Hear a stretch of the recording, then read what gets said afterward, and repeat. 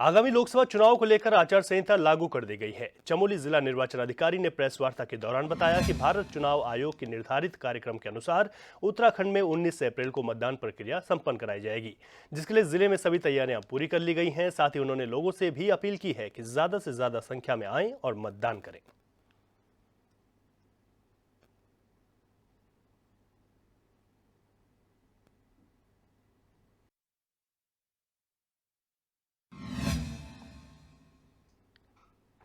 Uttarakhand BJP में लगातार दूसरे दलों के नेता शामिल हो रहे हैं, जिसको लेकर बीजेपी खासी उत्साहित दिखाई दे रही है। एचएनएन ने इन्हीं तमाम मुद्दों को लेकर कैबिनेट मंत्री प्रेमचंद अग्रवाल से खास बातचीत की है।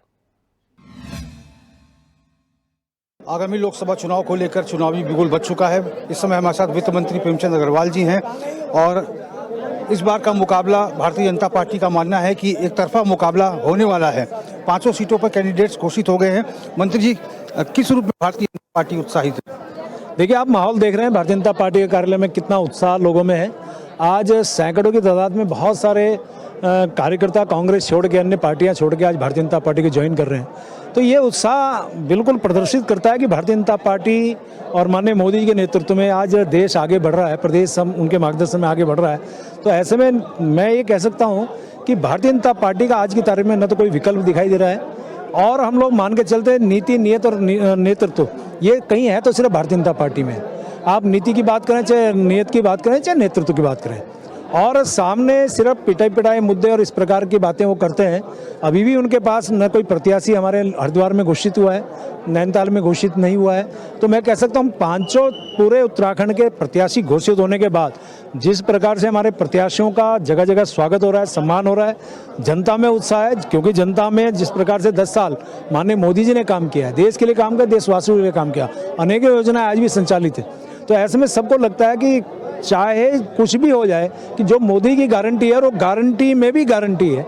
तो ऐसे में लोग भारतीय जनता पार्टी और माननीय मोदी जी पे विश्वास जता रहे हैं, और ये भारतीय जनता पार्टी की 5 सीटें, ये 5 सीटें उत्तराखंड की भारतीय जनता पार्टी की झोली में जाएंगी और बहुत बड़े अंतर से जाएंगी। मंत्री जी, आगामी लोकसभा चुनाव के लिए सभी विधायकों को अपने विधानसभा का संयोजक बनाया गया है। आप चूंकि मंत्री भी हैं, विधायक भी हैं, आप अपने ऋषिकेश कॉन्स्टिट्यूंसी के, आपको क्या जिम्मेदारी मिली है? देखिए, मैं अपने विधानसभा क्षेत्र की जिम्मेवारी मुझे मिली है संयोजक के नाते। जैसे आपने खुद ने भी कहा है, जो प्रत्याशी पिछली बार 2022 में चुनाव लड़े थे, चाहे वो हारे हो चाहे जीते हो, उनको जिम्मा संयोजक का दिया है पार्टी ने। और आप जानिए कि मेरे यहाँ 2014 में भी 2019 में भारतीय जनता पार्टी ने एक अच्छी लीड के साथ अपने प्रत्याशी को एक बड़ा मतांतर दिया था, और 2019 में तो पूरे उत्तराखंड में पहले नंबर पे दे रहा हमारी विधानसभा यानी ऋषिकेश विधानसभा थी। 63,200 कुछ मार्जिन मेरी विधानसभा सीट से था। और इस बार हमने संकल्प लिया है कि हम और इससे बड़े मंत्र में हम अपने प्रत्याशी को जिताएंगे, घर घर जाएंगे, मोदी जी की वो गारंटी लोगों को बताएंगे। जो काम माननीय धामी साहब कर रहे हैं, यानी हमारी प्रदेश सरकार कर रही है, जो काम अपने देश की सरकार माननीय मोदी जी कर रहे हैं, और वैसे तो सब लोग जानते हैं, फिर भी हम आज अपनी जनता को बताएंगे। और जनता आज पूरी उत्साहित भी है, लालायित भी है कि हम लोग उनके पास जाएं तो वो जवाब दें। तो निश्चित रूप से मैं अपना संयोजक का जो दायित्व है वो निभाऊंगा, और अपनी सीट से बड़े अंतर से हम अपने प्रत्याशी को जिताने का काम करेंगे। मंत्री जी, आप पुराने राजनेता हैं, जनता का नब्ज समझ जाते हैं। इस बार जनता का नब्ज क्या कुछ किसके लिए धड़क रहा है? नहीं, स्वाभाविक तौर से आज पूरे देश के अंदर एक लहर चल रही है, वो है मोदी की लहर। जो करिश्माई नेतृत्व आज हमारे देश के अंदर है, उसका नाम है मोदी का जादुई नेतृत्व, करिश्माई नेतृत्व। इसके अलावा कोई विषय, आज आप जनता के बीच में जाइए। देखिए, मैं आपको बड़े स्वतंत्र मन से कह रहा हूँ, आप खुद ही जाइए जनता के बीच में।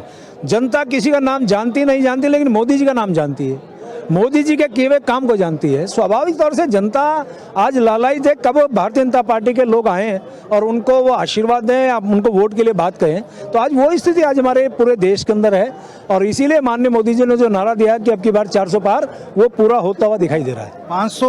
5 लाख जो वोटों का जीत हार का अंतर होगा, ये हो पाएगा सफल?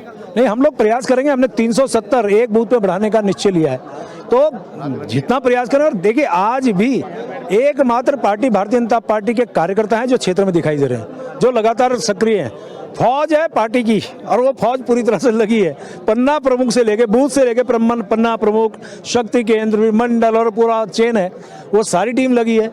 और एक तरफ तो हम लोग हैं, एक तरफ कोई दूसरी पार्टी देखे, कहीं उनका कोई अता पता नहीं है। और उधर जनता का आशीर्वाद है, उधर माँ और भगवान का आशीर्वाद है, उधर भगवान भोले का आशीर्वाद है, उधर भगवान श्री राम का आशीर्वाद है। तो कैसे कहते हैं कि कोई और सामने है? अब तो ऐसा लगता है कि हम और हम के अलावा कोई और नहीं। आपके कॉन्स्टिट्यूंसी में बूथों की क्या स्थिति है मंत्री की? हमारे बूथों पे ज़्यादातर हम लोग भारतीय जनता पार्टी के नाते, अब आप देखिए 2007 में पहली बार मैं विधायक बना, जबकि नया व्यक्ति था उस क्षेत्र के लिए, उस नाते 2012 में जीता हूँ, 2017 में जीता हूँ, 2024 में 22 में जीता हूँ और लगातार मार्जिन बढ़ रहा है, जनता का आशीर्वाद मिल रहा है।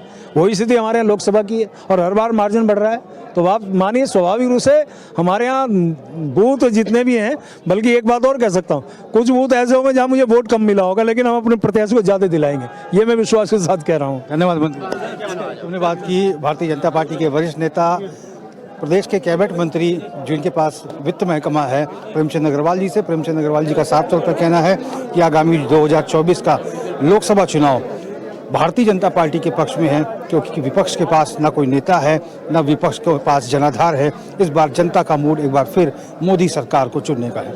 HNN 24/7 के लिए अपने कैमरा पर्सन हरीश भट्ट के साथ रोहित विक्रम सिंह, देहरादून।